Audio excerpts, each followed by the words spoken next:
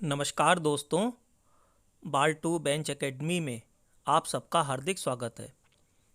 आज हम उत्तर प्रदेश जोत चकबंदी अधिनियम 1953 के अध्याय 4 की धारा 24 से 27 तक के विषय में कुछ चर्चा करेंगे।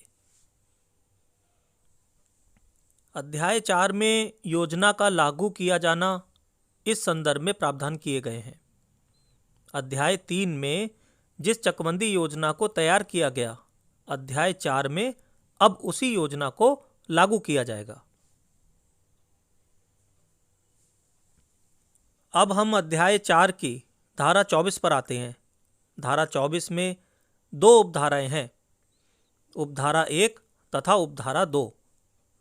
उपधारा 1 में तो प्रदिष्ट घाटों पर कब्जा करने के अधिकार का प्रावधान किया गया है और उपधारा 2 में पेड़ों, कुओं तथा अन्य समुन्नतियों के लिए प्रतिकर देने के दायित्व का प्रावधान किया गया है। अब कृपया करके आप लोगों ने अगर अब तक अपने बेयरैक्ट नहीं खोले हैं तो आप सब अपने बेयरैक्ट में धारा 24 निकालकर अपने सामने रख लीजिए। अब उपधारा 1 पढ़ते हैं। उपधारा 1 में लिखा है कि बंदोबस्त अधिकारी चकबंदी वह डेट निश्चित करेंगे जिस डेट को या उसके पश्चात किसानों को प्रदिष्ट घाटों पर कब्जा करने का अधिकार होगा।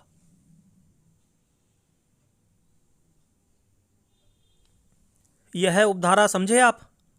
इस उपधारा में खाली डेट फिक्स करने की बात कह रहे हैं। इस उपधारा में कह रहे हैं कि बंदोबस्त अधिकारी चकबंदी वह डेट निश्चित कर देगा जिस डेट से अंतिम चकबंदी योजना लागू हो जाएगी और उसी डेट से या उसके पश्चात जो भूमि खातेदारों को दी गई है या प्रदिष्ट की गई है, उन प्रदिष्ट भूमि या घाटों पर कब्जा करने के अधिकार होगा।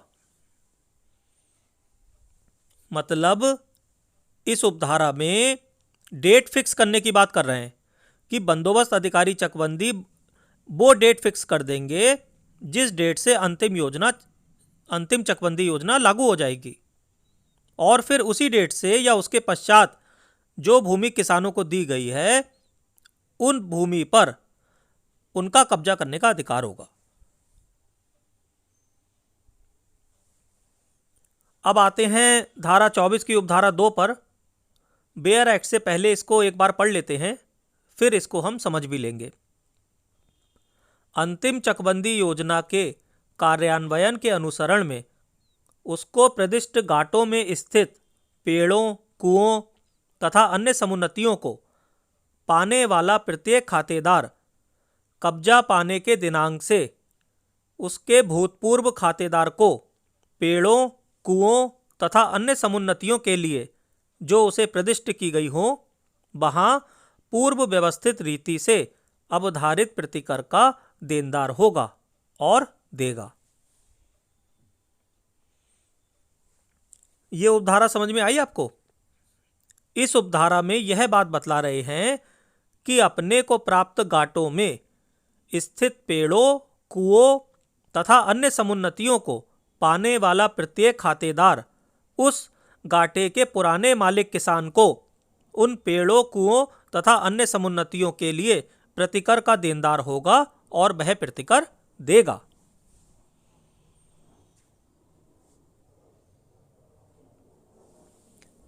अगर और ज्यादा सरल शब्दों में अपनी बात कहूं तो यह उपधारा प्रतिकर के दायित्व का वर्णन करती है।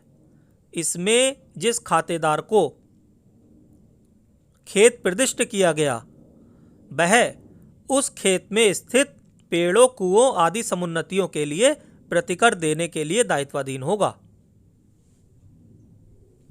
यह उपधारा आप समझ में आ गई आपको।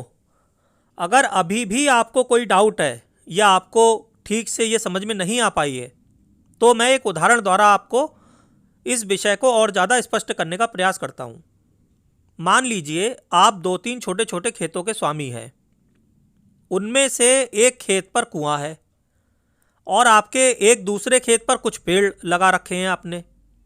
अब आपके गांव में चकबंदी योजना लागू हो गई, तो आपको आपके उन 3-4 खेतों के बदले उसी वैल्यूएशन का एक बड़ा खेत दे दिया गया। लेकिन आपके खेत में पेड़ भी आपने लगा रखे थे, क्या उनका पैसा आपको नहीं मिलना चाहिए? आपने दिन रात मेहनत करी, उन पेड़ों को बड़ा किया, तो क्या उन पेड़ों का पैसा आपको नहीं मिलना चाहिए? आपने एक खेत पर कुआं खुदवाया, उसमें आपने बहुत सारा पैसा खर्च किया, तो क्या उसका पैसा आपको नहीं मिलना चाहिए? तो इस उपधारा में उसी प्रतिकर की बात हो रही है। अब समझ में आ गया होगा आपको। इसके बाद अब आते हैं धारा 25 एवं धारा 26 का पर। यह दोनों धाराएं उत्तर प्रदेश अधिनियम संख्या 38 सन 1958 द्वारा लोपित कर दी गई हैं। ठीक, तो यह धारा अब केवल ऐतिहासिक महत्व रखती है तथा परीक्षा के दृष्टिकोण से अब यह धारा कोई महत्व नहीं रखती है। इसलिए हम अब आगे बढ़ते हैं धारा 27 पर। धारा 27 नए माल अभिलेख या न्यू रेवेन्यू रिकॉर्ड्स के विषय में प्रावधान करती है।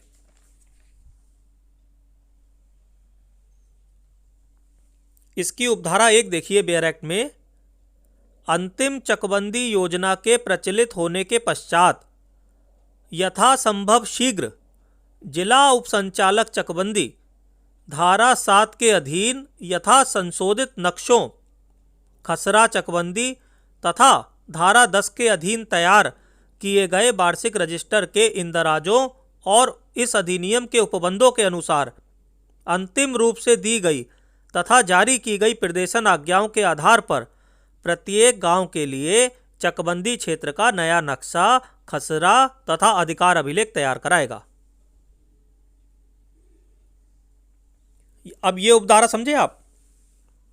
देखिए इसमें क्या कह रहे हैं कि अंतिम चकबंदी योजना लागू हो जाएगी, तो लागू होने के बाद जल्दी से जल्दी जिला उपसंचालक चकबंदी जो धारा 7 के अधीन यथा संशोधित नक्शे, खसरा चकबंदी और धारा 10 के अधीन जो वार्षिक रजिस्टर तैयार किया गया उसके इंदराजों और जो इस अधिनियम के उपबंधों के अनुसार जो प्रदेशन आज्ञाएं प्राप्त हुई उनके आधार पर प्रत्येक गांव के लिए एक नया नक्शा, खसरा तथा अधिकार अभिलेख तैयार करवा देगा।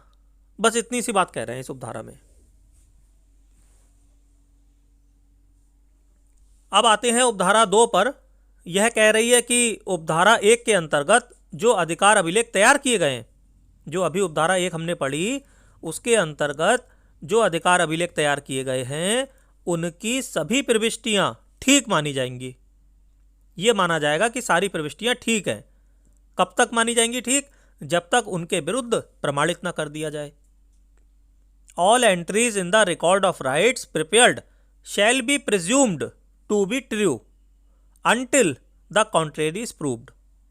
मतलब ये प्रिज्यूम कर लिया जाएगा, ये प्रिजम्पशन ले ली जाएगी कि उसमें जो प्रविष्टियां की गई हैं वो सही हैं। अगर गलत है तो उसके विरुद्ध आदमी प्रमाणित कर दे तो फिर उसे ठीक कर दिया जाएगा। अब आते हैं उपधारा 3 पर। उपधारा 3 ये कह रही है कि धारा 52 के अधीन अधिसूचना जारी होने के पश्चात कलेक्टर अपने द्वारा पहले से रखा जाने वाला नक्शा, खसरा तथा अधिकार अभिलेख के स्थान पर उपधारा 1 के प्रावधानों के अनुसार तैयार किया गया नक्शा, खसरा तथा अधिकार अभिलेख रखेगा। ये धारा बहुत सिंपल है। उपधारा 3 में ये बात बतला रहे हैं कि जब धारा 52 के अधीन चकबंदी क्रियाओं की समाप्ति हो जाएगी। धारा 52 में क्या है? चकबंदी क्रियाओं की समाप्ति। जब चकबंदी क्रियाएं पूरी हो जाती हैं, समाप्त हो जाती हैं, तो उसके बाद में कलेक्टर क्या करेगा कि जो उसने पहले से नक्शे, खसरे तथा अधिकार अभिलेख कार्यालय में रखे हुए थे उनके स्थान पर उपधारा 1 के अंतर्गत जो नक्शा, खसरा तथा अधिकार अभिलेख तैयार किया गया है उन नए नक्शे, खसरे तथा अधिकार अभिलेख को रखवा देगा। अब दोस्तों एक बात आपके दिमाग में आ रही है कि ऐसा क्यों किया जा रहा है कि पुराने नक्शे, खसरे और अधिकार अभिलेख हटा के नए नक्शे, खसरे, अधिकार अभिलेख रखे जा रहे हैं? ऐसा क्यों किया जा रहा है? देखिए दोस्तों, जो पुराने नक्शे हैं, खसरे हैं, अधिकार अभिलेख हैं, उनमें ये वर्णित होता है कि किस खातेदार के खाते में कौन सी जोत है। लेकिन जब यहाँ पर किसी खातेदार की पुरानी जोतें लेकर उसे कोई नई जोत दे दी जाती है, तो यहाँ पर फिर सब चेंज तो करने ही पड़ेंगे ना डॉक्यूमेंट्स। इसीलिए जो पुराने डॉक्यूमेंट्स थे उनको हटाकर अब उनकी जगह नए नक्शे, खसरे तथा अधिकार अभिलेख जो तैयार किए गए हैं उनको कलेक्टर रखवा देगा।